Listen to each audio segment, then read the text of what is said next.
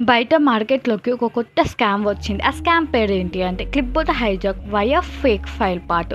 ఇది ఒక real story. ఒక వ్యక్తి అతను తమిళనాడు ఆనందవడి అనే విలేజ్‌లో ఉంటాడు.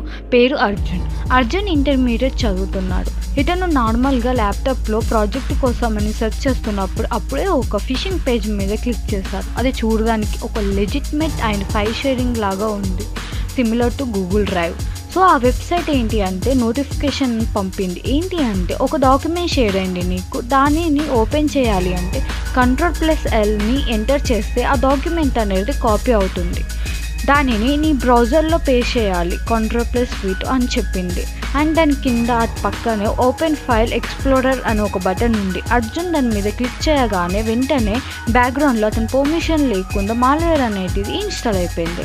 అందులో మాల్వేర్ అనేది ఎగ్జిక్యూట్ అవ్వగానే హ్యాకర్ అనేవాడు ఆ ల్యాప్టాప్ మీద టోటల్ కంట్రోల్ తీసుకొని అందులో ఉన్న ఇన్ఫర్మేషన్ని మొత్తాన్ని తీసుకున్నాడు. సో ఇలా జరగకుండా ఉండాలంటే మీరు తెలియని ఎటువంటి వాటిని కూడా కాపీ అండ్ పేస్ట్ చేయకూడదు, మీకు ట్రస్ట్ ఉంటే తప్ప.